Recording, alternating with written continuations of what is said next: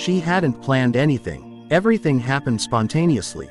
Like a drowning person grasping for air, she simply ran. The law had already been closing in on her. One careless act, one document, one signature that wasn't hers. She didn't see herself as a criminal, only someone who'd tried to survive in a world where chances were handed out selectively. She took what she thought she could get away with, but in the end, it was all too loud, too noticeable. The charges loomed over her like a slow-falling gulo.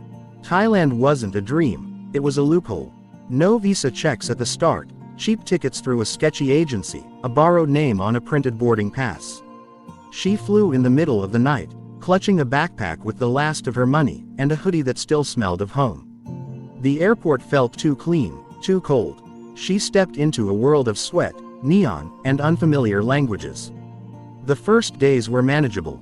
A hostel shared with 5 others, mostly backpackers chasing their Instagram dreams. She stayed quiet, watched them laugh and drink. She didn't laugh. She counted every coin, walked instead of paying for transport, skipped meals. Then the money ran out. Slowly at first. No more bottled water, only tap and boiled rice. Then faster.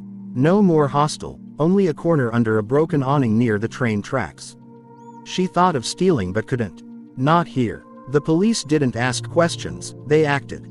She'd seen what happened to those caught. So she begged. She sat with hands cupped, eyes low, hoping someone would drop a coin, food, anything.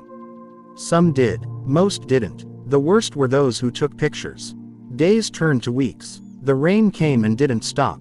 She learned which markets threw out the cleanest scraps, which security guards turned a blind eye. She learned to pretend she wasn't there. The nights were the hardest. Insects, cold, the fear of being kicked or worse. Her body thinned. Her skin broke out. Her hair fell out in clumps. She didn't look in mirrors anymore. One night she tried to sleep near a temple.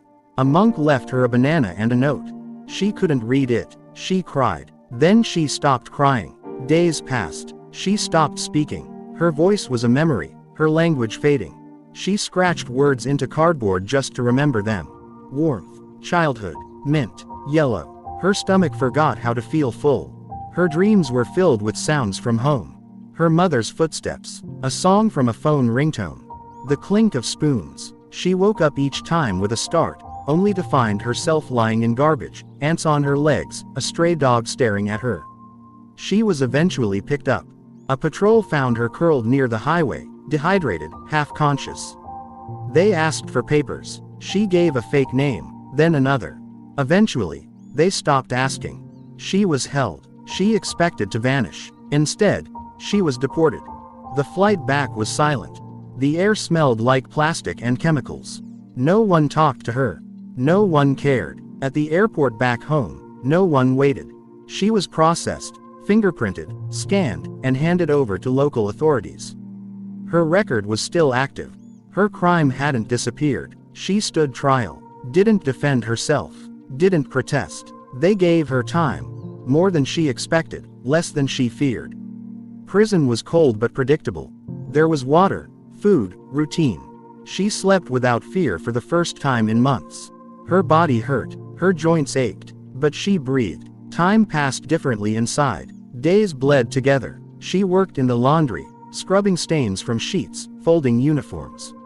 She found rhythm in the repetition. Her hands cracked, but she welcomed the pain. Pain was real. Pain was proof. One of the older inmates spoke to her every day. Stories, jokes, memories.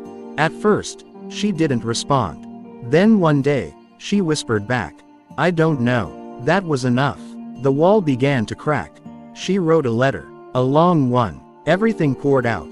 The theft, the escape, the hunger, the insects, the girl found dead behind a bar, the man who fell from the overpass and wasn't missed.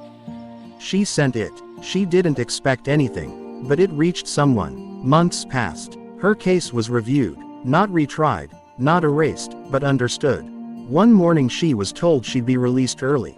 She didn't smile. She just packed. The outside smelled like dust.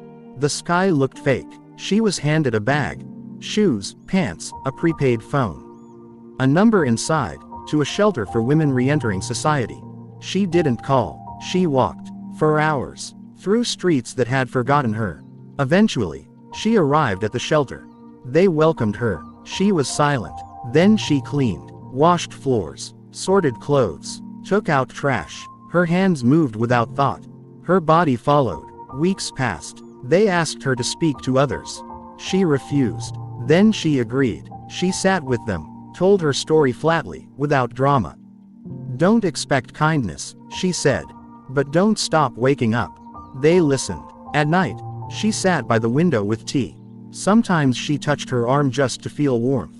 Sometimes she slept without dreams. Sometimes she woke up crying and didn't know why. But each time, she rose. She had no family left. No friends. No photos. But she had her name again. She wrote it on a piece of paper and folded it into her pocket. She carried it everywhere, not to show, just to know it was still hers. And when people passed her on the street and didn't look twice, she felt relief. She had vanished and returned. She had burned and rebuilt.